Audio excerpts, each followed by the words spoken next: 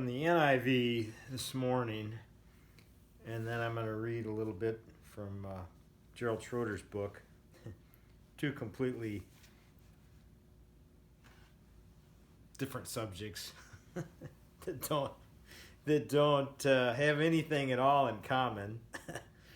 But just, I don't know, for some reason on my mind here as of late. Well, I guess this passage in the Bible is my morning reading. It was I'm in Second Chronicles, and this is the part of the Bible where I have a hard time reading every word. It's like, oh, can't I just skip forward a little bit? All these names, and it's just, it's that part that's just kind of. But there's a reoccurring theme. If you read the Second Chronicles and other parts too, a king is good, and God judges it, and a king is good, and they prosper, the people prosper, and a king is bad, and all hell breaks loose. I mean, it's and this is a chapter. I'm not going to read the whole chapter, but it's chapter 28, Second Chronicles chapter 28. It's one of the bad kings, and it just kind of caught my eye because I believe that's where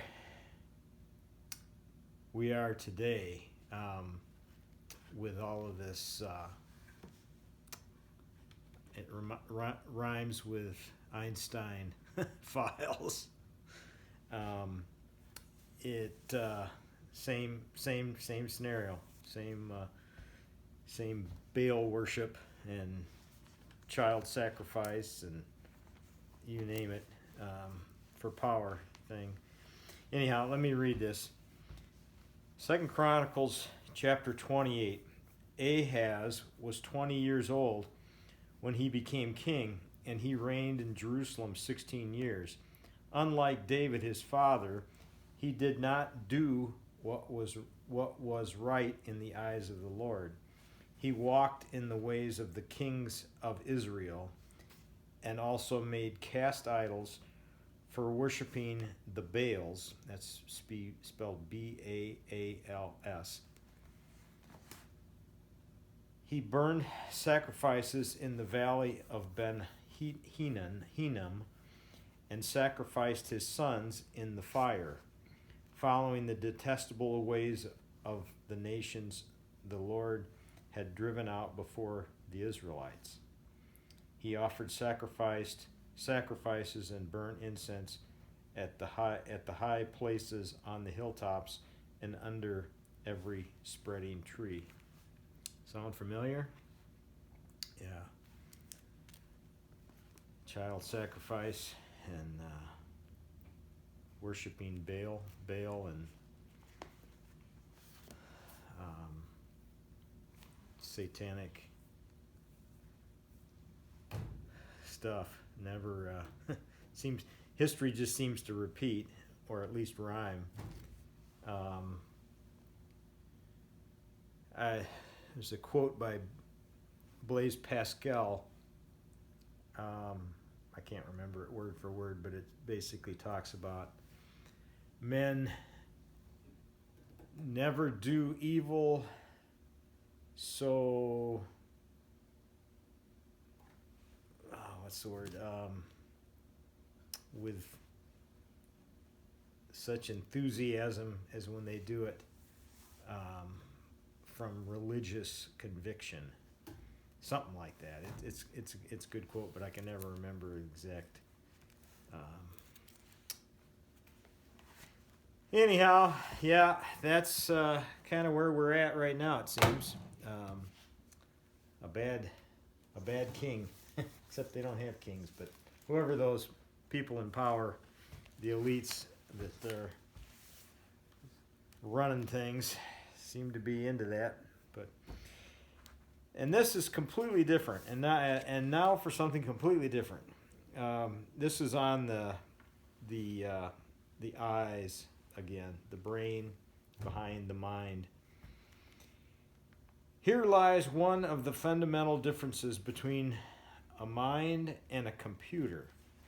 In storing data, a computer using semiconductors stores an image as an array of electrical pulses or minuses in voltage binary data.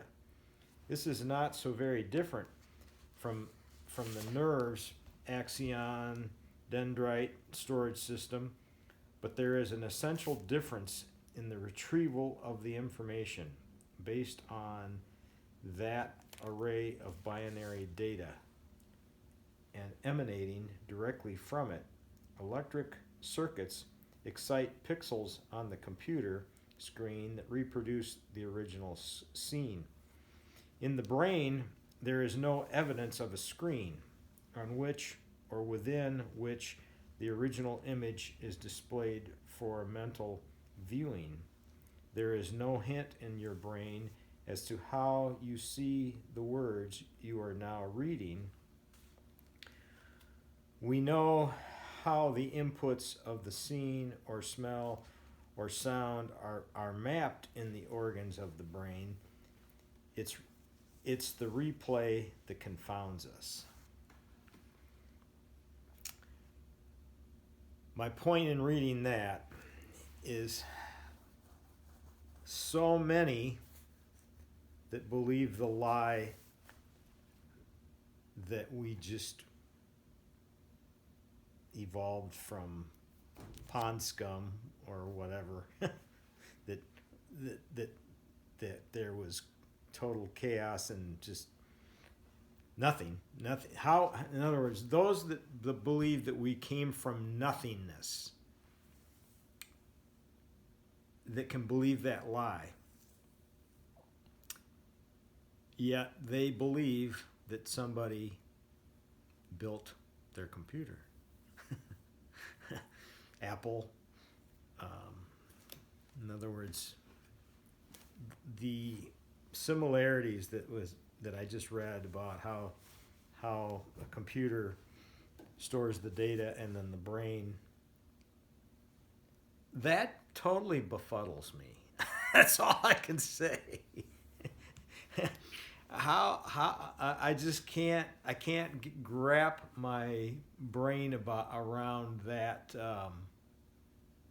that type of logic and thinking. I don't know. I'm missing something somewhere, but I used to have a saying on the job site.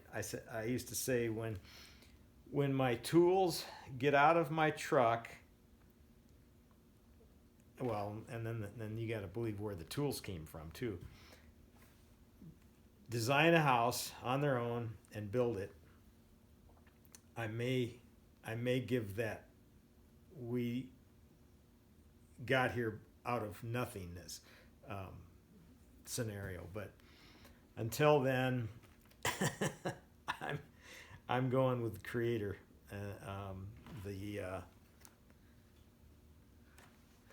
This word, information, light, energy, God the Father,